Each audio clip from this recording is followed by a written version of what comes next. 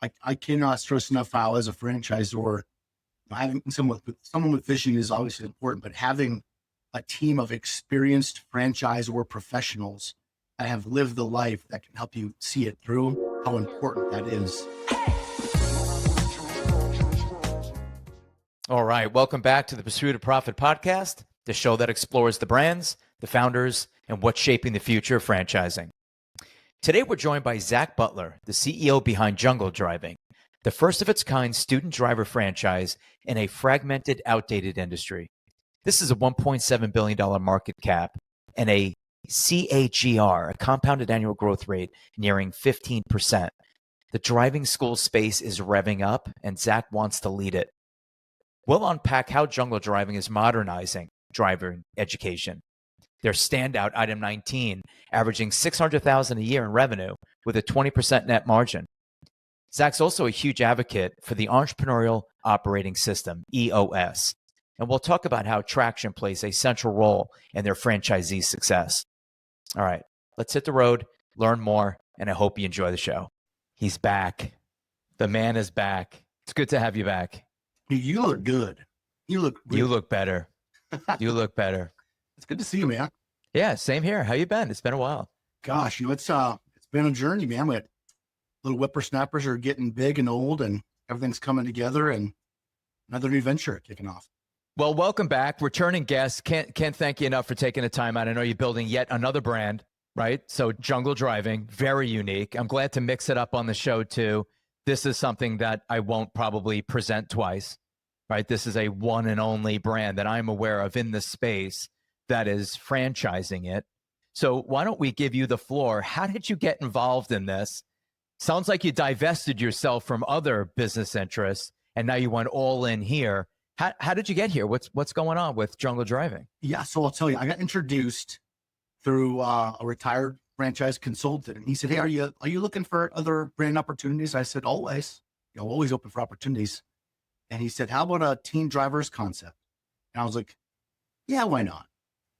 And the first call opens up, and the gentleman was like, "My partner built one of the most successful driver safety programs at the largest package delivery service companies on earth." And I was like, "Okay, FedEx or UPS, right? I'm Which one? I'm listening, right?" And we went through it and had no background or experience in it, but having done so many different industries, you're looking back and you're reminiscing about all the problems that certain industries would have. And I mean, I was just checking box after box. And I can honestly say this is the most fragmented industry, the most boring, the least competitive industry as far as technology and sophistication I have. Okay, interesting.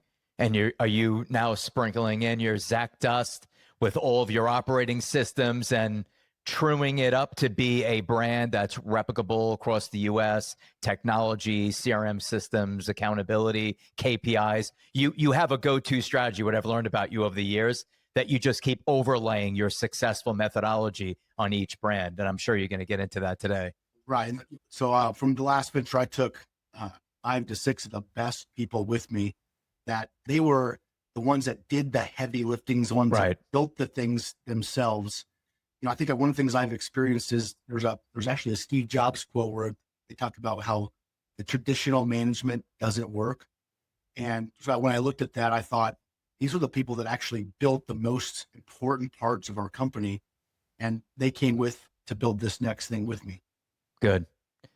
It's interesting that this comes to me, this brand too. So my son just went through driving school. He just went through something very similar to this. Talk to us a little bit about the brand, what you're bringing to the table, how you execute the model.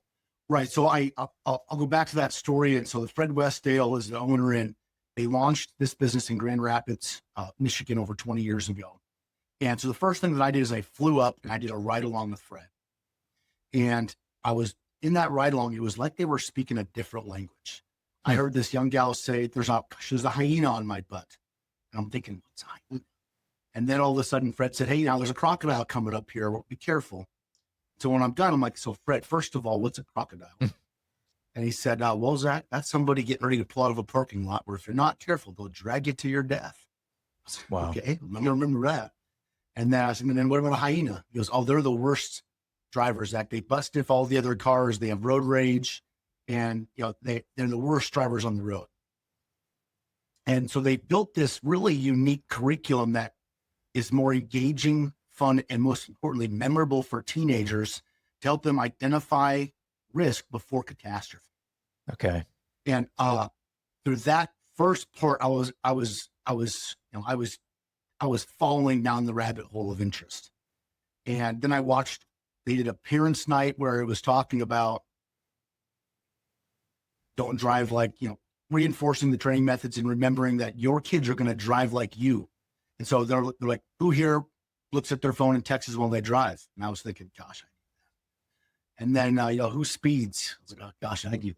And Fred was like, your kids are going to mimic how you drive. So if you don't reinforce our methods here, we really can't be 100% effective with long-term sustainable training. And so it was such a unique approach to how they do this that there's just nothing else like it out in the marketplace. Absolutely. Absolutely. I like it. But you're doing, my son didn't do any classroom. It was showing up at my driveway. My understanding is that you actually have a classroom. You're doing in the seats training and then getting behind that wheel training. So different states have different rules. So you can do instructor-led classroom where they're coming into a place, which I do believe is the most effective. We do instructor-led virtual training. And then there is some portions that can be self-led. And then we're getting behind the wheel with the kids to basically reinforce in real life scenarios what we're teaching them in the classroom setting. Okay. Where are you getting these drivers? Where are you finding the folks to teach? And I think you're teaching that Smith system, which I always thought was Fred Smith's system, but it's not. So there's a lot of similarities to the Smith system. And so when you get a certification from a state, it makes you easily recruitable, number one. We can find those people, and then we can work on creating better opportunities for them in our company. Now, you also can find people that want to work with kids. And if you think about teachers and coaches, that's a perfect person that be a part-time instructor that can make extra money, and then they can go through that program and get certified. Okay. Just for the audience, I didn't realize the market cap on something like this. It's a $1.7 billion industry in the United States with a compounded annual growth rate. This is very interesting. And this might be the second time I've set a number this high. It has a CAGR, a compounded annual growth rate of nearly 15% over the last 3 years. That is very interesting. And that goes to show you parents are fearful. There are a ton of accidents. There's a ton of deaths. Nobody trusts teenagers behind the wheel. Everybody wants a discount on their insurance. To see this kind of growth, considering we're having fewer babies, but yet 15% nearly CAGR is insane. Well, think about when you were growing up. Did you have a cell phone when you were driving at 16? No, I didn't either. Gosh, nope. I mean, I can't imagine now being that age with that additional distraction. And growing up, I was riding my bike around town, 8-10 years old. Now, I mean, you might get arrested if you do that. So there's definitely a level of fear that's different than from when we grew up that is in place with parents today. And there's far more distractions out there that kids have to deal with. We're all dealing with it. Everybody's dealing with the same stuff. You've heard from some incredible franchise brands right here on the podcast. If you're sitting there wondering which opportunity might be the right fit for you, we're here to help. At Franchisee, we offer free consulting services to aspiring small business owners just like you. We'll guide you through a focused, strategic process to help you identify the best franchise match. Call or text us at 561-277-3710 or visit us on the web at franchisee.com. That's FRANOCITY.com. We look forward to working with you. Let's get into how are you getting, so I understand the drivers, right? You're now registered with the state, makes it easier to recruit. Everyone I called here in my state, I'm in Florida, they were all retired police officers. Like nearly all of these guys that were driving had driving experience, or they were like the FedEx people. I didn't realize how much training goes into UPS and FedEx. Yeah. Well, Where are you getting the students? How are you acquiring these paying customers? well, this is something that I think is an issue in franchising right now, because that I think digital advertising has gotten so disrupted since COVID, and coming from home services, it was a struggle for Meta and Google Ads. Now, especially with AI coming in, and I do most of my searches on ChatGPT now, the world is changing. And so when I went up and I visited Fred, your question is exactly what I asked. Fred, so how'd you get busy? How'd you get that first wave that got you over the hump? And he looked down and he leaned back. Oh, Zach, we did a mailer once and we didn't know what to do. We were so busy. And then I waited for the next thing. The only paid advertisement that they have ever done is one mailer. Now, I don't anticipate it being that easy. And so we have a really interesting way that we're driving students into the location. So based on that, we're going with really this 3-phase philosophy. Number one is building awareness so that we can become known. Then we get to second phase, which is conversion with urgency and offers. And 3, which is the referral system, where we're using the kids to drive kids into the locations, which I'll talk about here in a second. So we've got a budget that we go into schools. They go something like this. Hey, my name is Zach. I own a business here that teaches kids how to drive safely, and we're on a mission to save as many teen lives as possible. I've got a budget that I'd like to donate to the school to underfunded activities and programs. Who can I come in and meet with to set something up? Nice. And they immediately give you the person. You come in, we've got a giant check.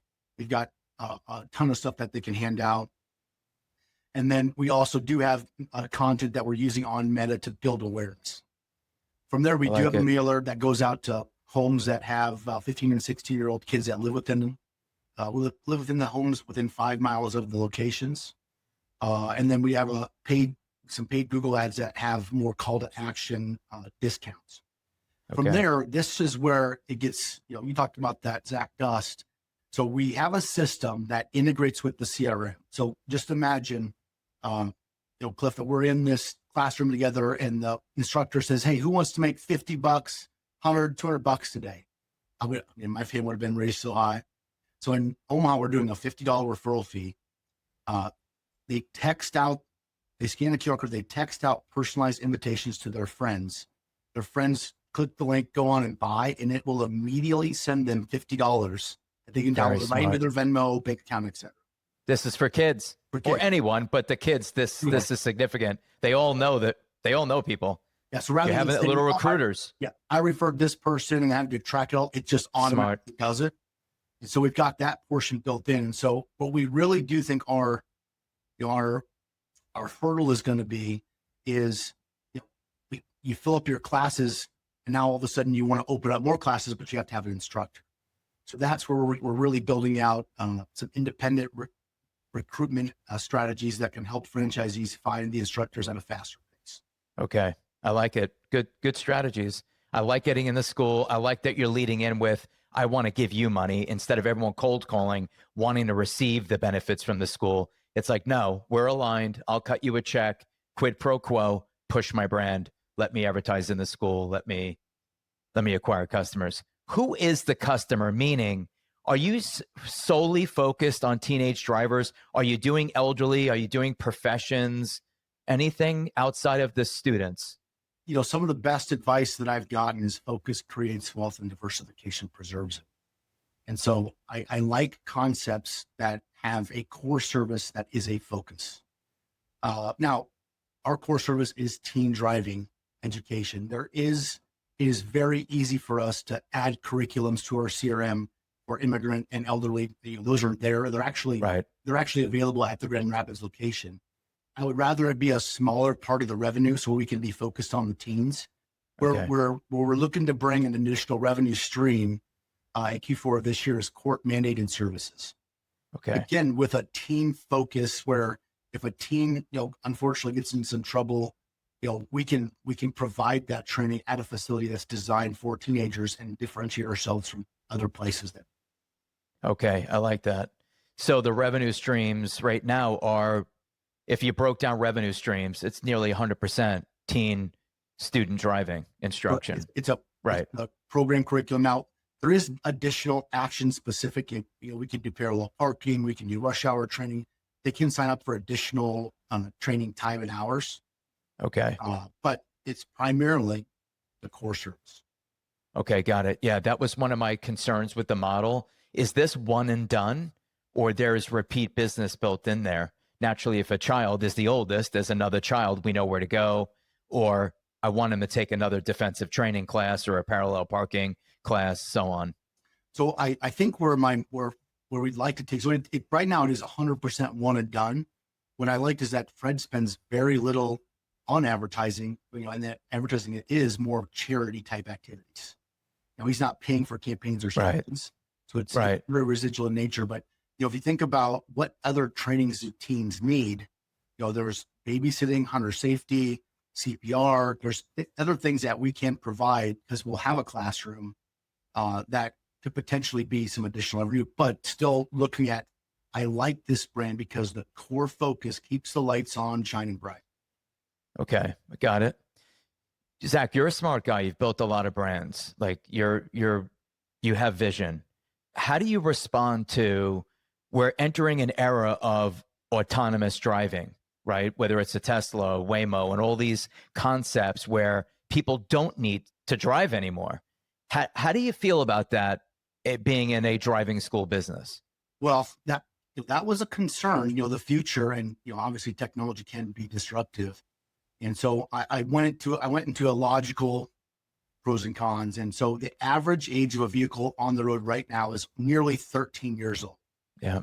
So for autonomous driving to completely take over, we have a long way to go for that infrastructure to completely be replaced. Now, if you think about how efficient the government is, which we all know the answer is that it's not, they are not going to be able to customize licensing programs for people that I need a license to drive some of the time, none of the time. It's going to be all or nothing. So we are, coming from the roofing and insulation industry, I am very confident that the roofing product material will be disrupted before the driver's programs. Okay. All right. What do you think in like runway? You think you got at least 10-year runway in there before disruption? Do you have a time cycle? It's at minimum 30 to 40. And if you think, are we really all going to stop driving? I won't. Right. And so I think, I think there could be more public transportation, but, we're a long ways for that to happen. I think we would have to be more airborne, where there's a certain type of transportation system that's for autonomous that can go at a faster pace than that eliminates human error. But, what happens to that other infrastructure? I mean, we are a long ways from. I didn't know this. So I was assuming when I thought jungle driving, I'm thinking about vehicles and people. I was not thinking brick and mortar space. Break this location down. And my follow-up question to that is, if I'm in a state that doesn't require in-classroom training, are you going to allow me to just buy the vehicles and acquire the people, or no, stay true to the market? We want them in the seats and doing in-person instruction. So I think we need to make sure that we look at what consumers want. And right now, even in states that have virtual options, you're finding that there's still a huge demand for in-classroom training. Okay. And I think parents going through COVID, I think they really believe that if my kid does this online, they're not going to pay attention. They'll be completely distracted. Now, on the other hand, I do look at it and go, people are getting busier. So, how do we win and still yet stay true to the promise that I made Fred, which is that we're not going to sacrifice dollars in a kids' lives, is that we need to be able to be flexible with the services we provide, and our virtual option has to be different and engaging in effect. And so in lots of states that have virtual options as well, you have the ability to become a third-party testing facility, which you do have to have a location that's approved. So right now it's a 2,500 square foot minimum location with 2 classrooms and an office. If you think about having 8 to 10 cars and a place where people maybe want to come talk and set up meetings. There's going to be a need for brick and mortar or an area, but it's Class B, Class C, off the beaten path real estate. Okay. It's not retail or high end Class A. All right. That's good. Much less expensive, build out, much less expensive in those. Is it retail or no? It could be office space on the second, third floor. You don't care. Right. Well, so no, we're you want next to an insurance company in Omaha. Okay. That's good. That cuts the expenses. So while we're there, what is the total investment? What's your range on the item 7? 190 to 313.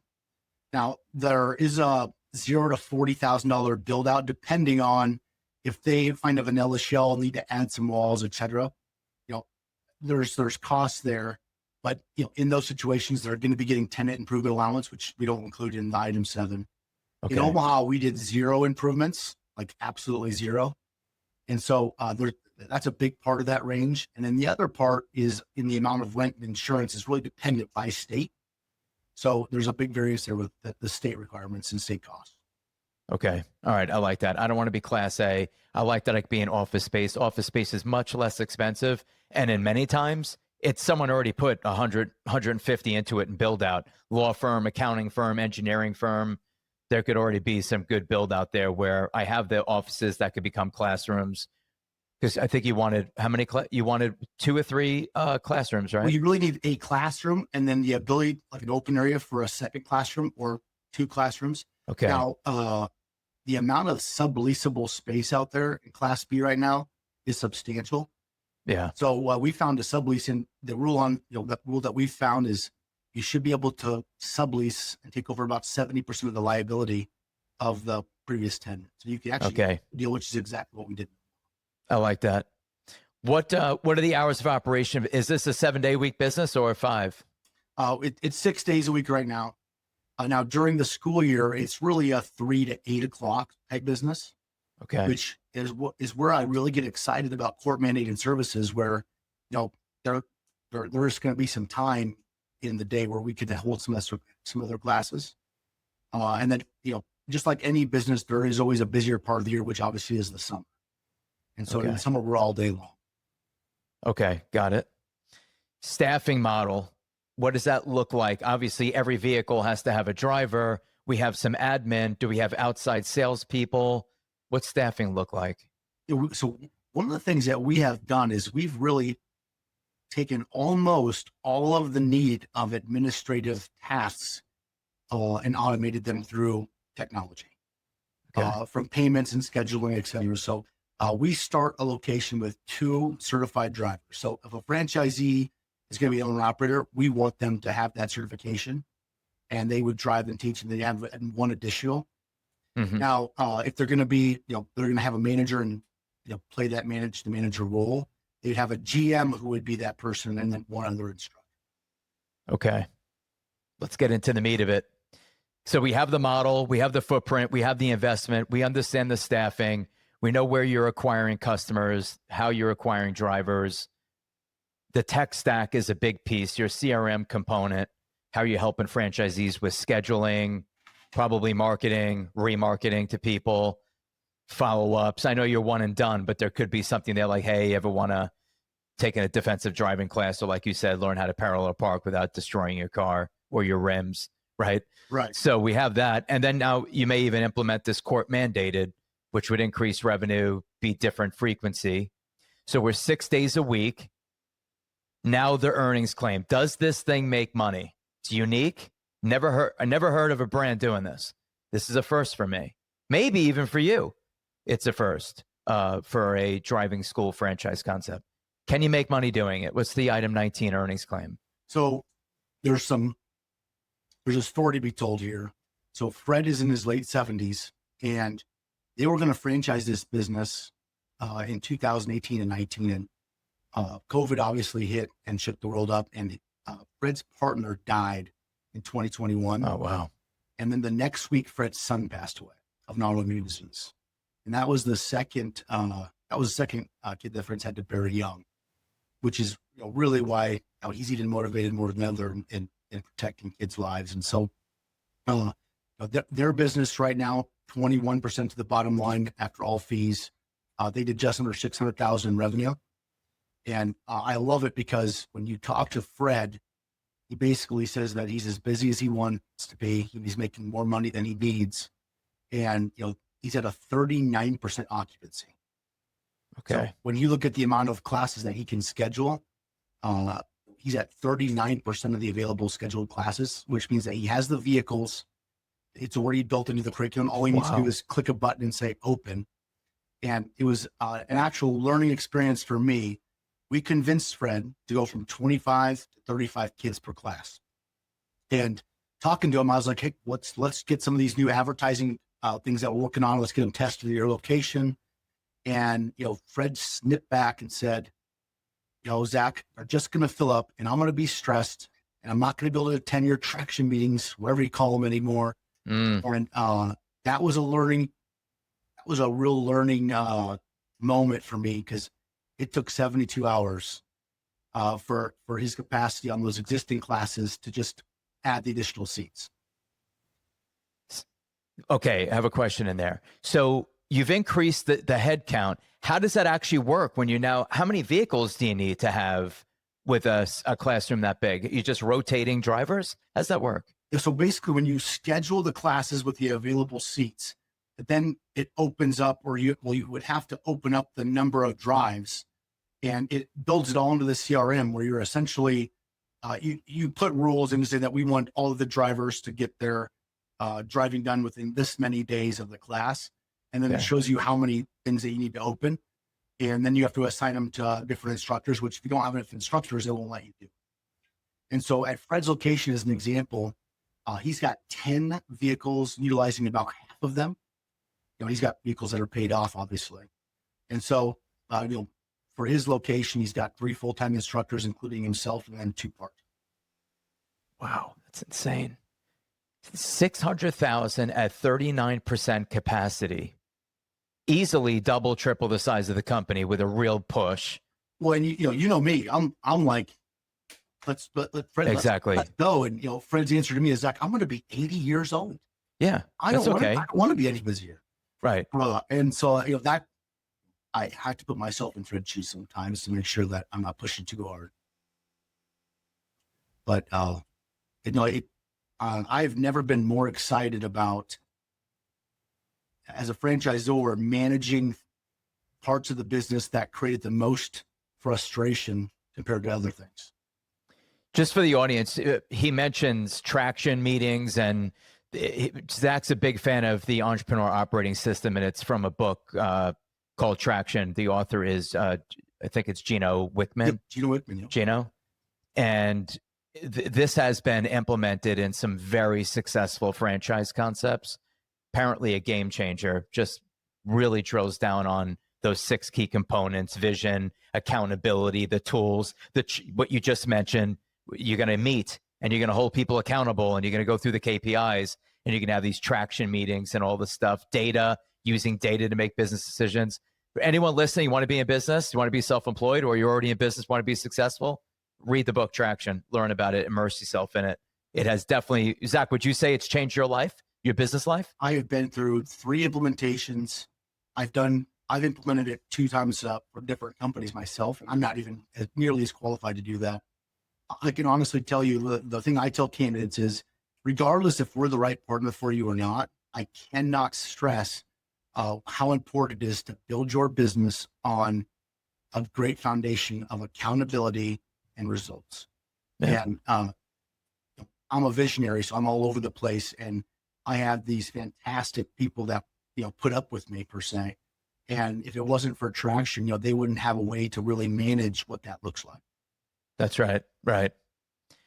That earnings claim at 39%, I'm digesting what you said. So 600,000, 20% net. I'm dropping 120 to the bottom line. What's the average ticket? How do you extrapolate that? Fred's around $700 for the average ticket. For an average ticket. Now, okay. The reason that I believe there hasn't been a national franchise in this space is that every state is a little different. And what I know from franchising, having grown brands somewhat aggressively, is that you have to have the infrastructure prior to the growth. Right. If I was, if this was my first brand, and I went into franchising, it would be really intimidated to have to hire the people to build those different curriculums by state and have the infrastructure. And it would be extremely expensive, especially if you're not doing the development in-house. And so I think that's been a big hurdle for this industry and why there hasn't been great national brands going across the country. Okay, interesting. I understand. You're looking for that easy, replication.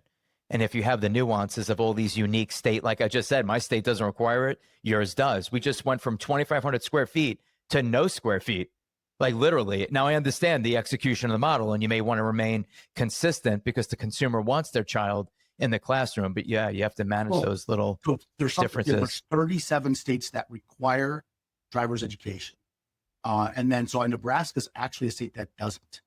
Okay. And, but when we went and looked at the largest competitor at Omaha, for an example, they were fully booked with every seat for 4 months. And they're a classroom.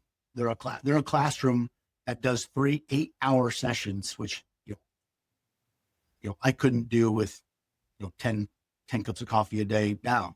They asked me to do that. So I don't know how it came. Are you seeing these classes translate to lower insurance premiums for the parents adding these children? Well, there's absolutely something about or lowering the insurance by going through a program, where the real savings is preventing accidents. An accident, having a teen going through an accident is going to raise the insurance by nearly 25, sometimes 40%. And so, actually a great stat from Michigan, where the founding location is, 4 out of 5, the University of Michigan did this study, 4 out of 5 kids will go through some sort of accident in the first 3 years of having their driver's license. And the same survey done out of Jungle Driving in Grand Rapids, that same statistic with over 1,000 surveys answered by parents, it was 1 out of 5. Okay. So preventing the accident is what would keep the rates down. Absolutely. Totally agree with that. It's interesting. They actually just had a meeting with Warren Buffett and his team about this because they own Geico. It's like, how do you see these future changes, future drivers, autonomous vehicles? And I'm like, they are aware it's going to change. Just because the vehicle could drive for you doesn't mean you shouldn't learn how to drive. I mean, I would never put myself or my family in a situation where, no, the world will do everything for you. You don't need to think anymore. You don't need to do anything anymore. I appreciate your answer, and I happen to agree. Any parent that's like, nope, you don't need to do it, just let the car drive you, there will be issues. So one of the things that I learned in franchising is, this goes way back. As my days when I was a complete attrition franchisee, our core service changed so much that we had to constantly, it was like a roller coaster, and we had to constantly reinvent ourselves to stay afloat. And one of the ways that we found success is we micromanaged a lot of effort-based activities at the store level. Right. And, the way that I've come to look at this now is there's a result, which is a KPI that you're trying to hit or improve. There's activities that you typically know will attribute that. So let's just call it new customers. So you want more new customers. There's activities such as putting yard signs out and going to BNI and things that, that are going to lead to more new customers. But how do you manage the effort of the activity? And so one of the things that I knew is that people get into business and don't know how hard it is. And I've had plenty of low performer franchisee calls, and where my mind always goes first is, it's like that, the John Wooden, you make sure you put your socks on, tie your shoes. I go to the things that I know that, let's just make sure that we're doing bare minimum. Did we invite your friends and family to like your Facebook page? Did we ask for character reviews on Google? Did we, did you put out your yard signs? And a lot of times the answer that I would give was like, oh yeah, we did all that. And then I'm thinking, there's no way. So then I start asking questions. I'm like, wait, you never even logged in to this. When I went down to your location, all your yard signs hadn't even been opened up yet. That's right. And so we created this program through technology, and I'm calling it Milestones. And I talked to another franchisor that's built a business and had a big exit. And I said, what are your thoughts on creating an incentive-based program and gamifying effort that creates success in the business? And the answer that I got was, you shouldn't have to pay someone to run their business correctly. And my mind went, but as a franchisor, what if it works? and I can make a C player more successful. And so we created this milestone program where we're building in this culture of accountability of effort. And so for an example, the yard signs is a great example. There's a milestone for yard signs. You have to put out 25 yard signs, but you have to take a picture of every one and drop a pin in the system of where it's at. Where it's located. Okay. And a franchise business coach will review it all and they approve it. And then you get that milestone and you get awarded jungle bucks that you can use for things. Okay. We have one for BNI, and I actually learned this from a regional manager that worked for me in the past, where their promo code for BNI referrals was crazy. I said, "What are you guys doing? Are you guys giving away free stuff?" He goes, "No, I just make sure that I make them send me all the pictures of them going to the meetings." And so there's a BNI, or like a networking, actually called, I'm looking at pictures, called Network of Denial is what it's called. And you get this milestone, but you have to go to 5 BNI meetings in a row. You have to take a selfie picture with yourself there and post it on Facebook, and then upload the link. And then you have to, in the same 5-week period, meet with 5 different members for lunch, posting the receipt, again, a selfie of picture of you at lunch with it posted to Facebook with the link. And we've got about 50 of these now, where from a franchisee, I can say, hey, there's all of these things that you can do that are really cost effective, that are effort based, that That's right. Might make some people a little bit uncomfortable, but they still have to be done. And by simply doing them with effort, we can get results. And so then we can look at the time it takes to get those milestones, and some of those milestones, reset. And so we're really building in this program where I'm being completely transparent with franchisees, is we are going to micromanage you to do these. So that way, when you want to go sit on the beach and drink cocktails and know if the business is being run correctly, you can open your phone, click the app, and just look at the effort and make sure it's been verified. And so this is something that I think in franchising, customer acquisition is under the importance of that. I think everyone knows you have to get customers, but from a franchisor, you hand them over to vendors and you expect to write a check and get marketing dollars. And it doesn't always work that way. And so we really need franchisees to build a brand and get out there and build a community. And that's how you build a really strong business following. And so we've built this program through technology that really allows franchisees to check the box and make sure that they've got everything done. And then we'll find new best practices that franchisees do that we can upload and make new milestones. I like it a lot. So now imagine that there's a dashboard that helps you manage the business from all of your numbers and KPIs. And then you can actually see the number of milestones received by each location. And you can click and see what they've all done. And then you can see where you're at. And you can see your exact performance and how many milestones you've done. And this is something that I in my last venture that I really was trying to get implemented and just couldn't get the buy-in from some of the leadership team that really didn't have the franchise experience. And I thought you were going to do a royalty, like a laddered royalty scale. Aren't you doing something with royalties? So we're doing something unique. It's based on the number of locations. So the day you open the second location, both locations drop 0.5%. The day you open the third, each one of them drops another 0.5%. So you're really at, you're dropping at 1% just by opening another location, and it's not tied to revenue. Now with this, we are looking at different royalty relief marketing programs where we can say, hey, these are different things you can spend your points on. Yeah. And, I have to be confident that these things are going to move the needle. And so if I know that it's going to drive more revenue, why couldn't they use those points to, offset some royalties? If I don't have confidence in if they're doing more revenue, that creates more royalties. If these create more revenue, then why not reward that? Yeah, I think it's a good idea. I like it. I've seen it work before. I've also seen rankings. Nobody wants to be on the bottom. Nobody wants to be the only location that doesn't hand out their yard signs. No one wants to be the visible loser in the system. People are comfortable being a loser as long as no one's calling them out and you're not putting in a spreadsheet, letting everyone know that they're failing, because people will talk a good game. If there's transparency to this program, it'll be a game changer. It creates self-accountability, and I don't deal with excuses. And I've heard that on my market. I don't know how many times I've heard franchisees say, "Oh, this just doesn't work in my market," and they sold the business, and the person coming in, we were charging as much as we could, and they literally would double the price of the average ticket in that market. Right. I don't know how many times I saw that. So the mindset is I really agree. important in business. Yeah, I agree. So many people, they don't believe their own price. And then new blood comes in. They're like, yeah, we're going to double it. Oh, you're going to lose all your customers. No, we actually grew the business. Price is only an issue in the absence of value. You add a ton of value, you could charge a premium. I mean, people really don't know where the threshold is for pricing. They just get in their own way with head trash that their price is too high. And if you believe that, well, then you're right. It's like that old saying, right? If you believe you can or can't, you're absolutely right. I just had a conversation with a marketing vendor about that. What you just said about value should justify the price. Yep. And, I was going round and round and round. I said, you aren't answering my question. The value's there. How do you, as the customer acquisition, when to communicate and get in front of the consumer that the value is there?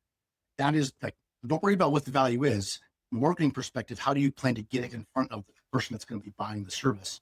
Right. And, that's where they're talking a big game until they actually had to get down to strategy. Right. I get it.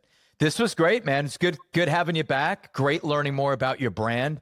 You're working on a lot of things. You're challenging the status quo. I like it. You're taking a unique model to the market. That's a disruptor in some respects. You're disrupting an industry that's really highly fragmented. No one knows the name of their local student driver. No one knows the name of their local dry cleaner. No one knows the name of their local car wash. Like, these are just the most highly fragmented businesses, and you're basically franchising, consolidating, and branding. I think it's great. Knowing you're behind it, I think it'll be a huge success. And I want to thank you for coming back on the show. Yeah, great for having me, man. You gotta have me back soon. Absolutely, bud. All right, take care, man.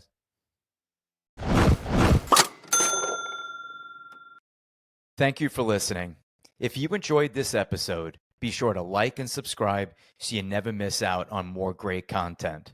And if you're considering investing in a franchise, whether it's the brand you featured today or another opportunity, we're here to help. Visit us at Francity.com. That's FRANOCITY.com. We love to help you take that next step towards business ownership.